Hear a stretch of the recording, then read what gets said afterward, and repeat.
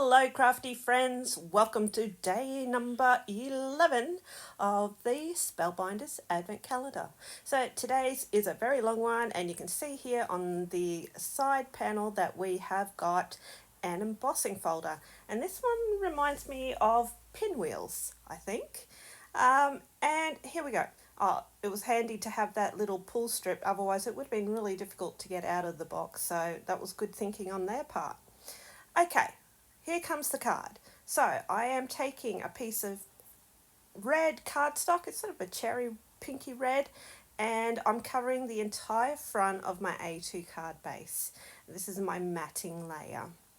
And then once I've got that in place, I've taken a piece of white cardstock, which is a 1/4 inch smaller than the A2 size, and I've used the embossing folder to create a border on the top and the bottom edges of the white card panel.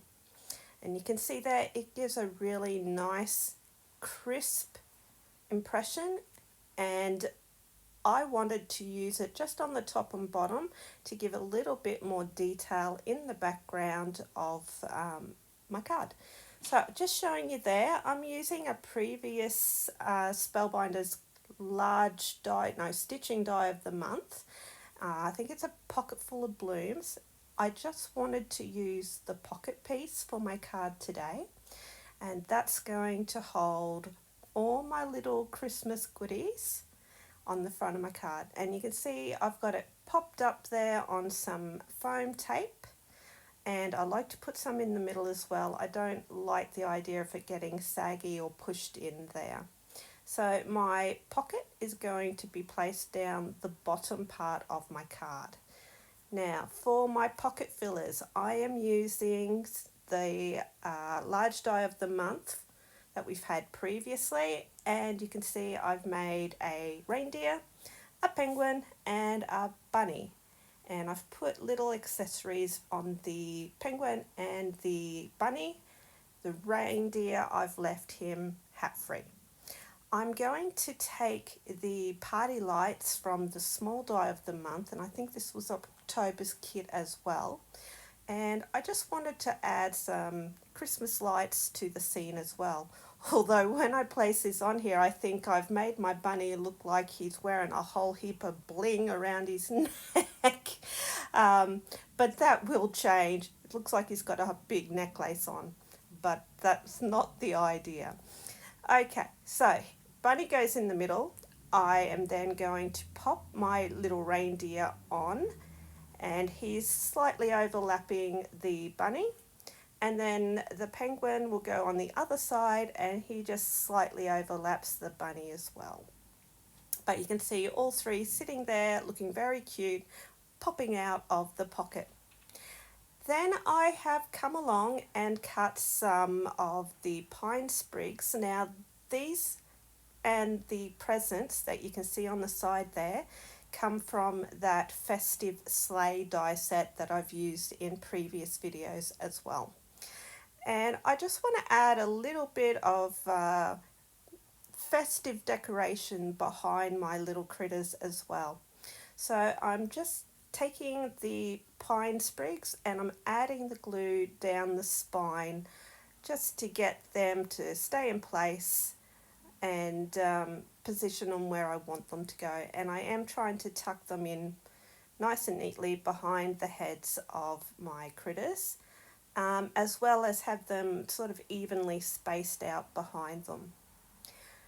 That will then be the backdrop for my presents. So I have made a pink, a blue, and there is a yellow present. Each of them is a different shape. Each of them has a different colour tie on them as well.